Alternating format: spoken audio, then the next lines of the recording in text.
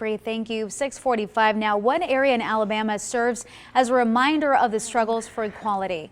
In March of 1965, thousands crossed Edmund Pettus Bridge in Selma following a dark day known as Bloody Sunday.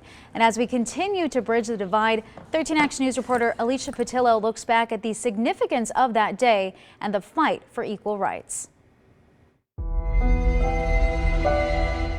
Well, it was Bloody Sunday, March 7, 1965, about 3 p.m. I would never forget it. It was a battleground for change. Between 1961 and 1964, civil rights leaders fought for the black vote, guiding several voting registration campaigns throughout Selma, Alabama. When their efforts were challenged by law enforcement, they held a series of nonviolent demonstrations. In February of 1965, Jimmy Lee Jackson, a demonstrator, was shot by an Alabama state trooper and died 8 days later. What came after his death changed the course of history. So for those people that don't know, Bloody Sunday took place on March 7th, 1965, and it was the attempt to march from Selma to Montgomery to demand the right to vote. Civil rights legend John Lewis was among one of the demonstrators attacked that day. There were 600 of us walking in an orderly, peaceful, nonviolent fashion. We were on a sidewalk crossing the bridge. We got to the edge of the bridge. We saw a line of Alabama state troopers, and behind the state troopers, the sheriff posse was on horseback. A man identified himself and said, "I'm Major John Cloud of the Alabama State Troopers. This is an unlawful march. It would not be allowed to continue. I give you 3 minutes to disperse, return to your homes or to your church." And a young man walking beside me from Dr. King's organization by the name of Jose Williams said, "Major, give us a moment to kneel and pray." And the major said, "Troopers advance." Wow. And you saw these guys putting on their gas masks.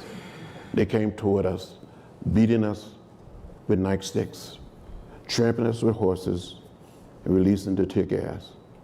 I was the first one to be hit. Law enforcement caught with their hands red as the violence of that day was shown for the world to see. In the aftermath of Bloody Sunday, Dr. Martin Luther King Jr. and more than 3,000 others marched 49 miles from Selma to Montgomery, capturing the attention of Congress to pass a new law. Today, we remember Bloody Sunday as the catalyst for the Voting Rights Act of 1965.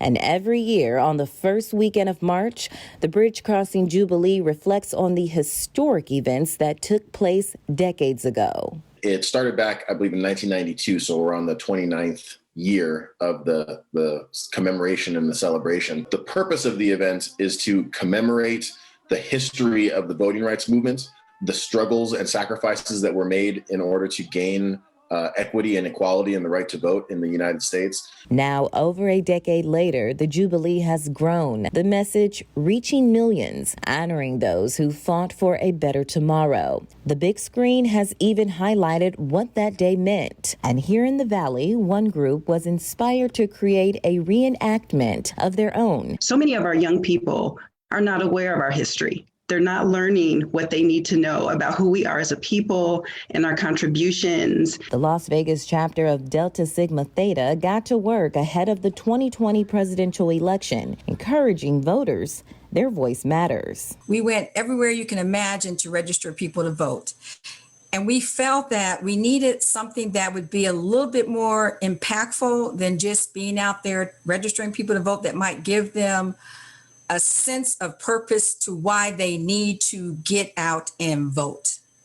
And so we were hoping that the reenactment march would bring back the light of the fact that we actually have the right to vote. Vote, vote, vote.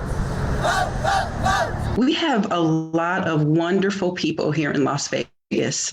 The support we got for that event, it was the first time we had ever done it. The support was tremendous. Due to COVID-19, there won't be a march in the Valley this year, but the National Jubilee will go virtual for all to attend. So it's going to be March 5th through the 7th this year instead of March 4th through the 7th. and made it so that everything is completely free and accessible to anyone that wants to participate. It's been 56 years since the violent attack at the Pettus Bridge. While African Americans gained the right to vote, the struggle for equality still lingers. It's in the hands of the new generation to make sure democracy prevails. We're all in this together.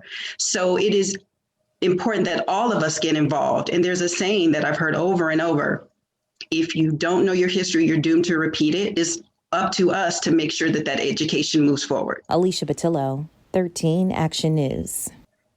Well, following his death last year, there was a push to rename the Pettus Bridge after John Lewis, and petitions are still online calling for that change. As for the Bridge Crossing Jubilee, kicks off today and runs throughout the weekend. And to register for the free event, we do have a link on our website, ktnv.com.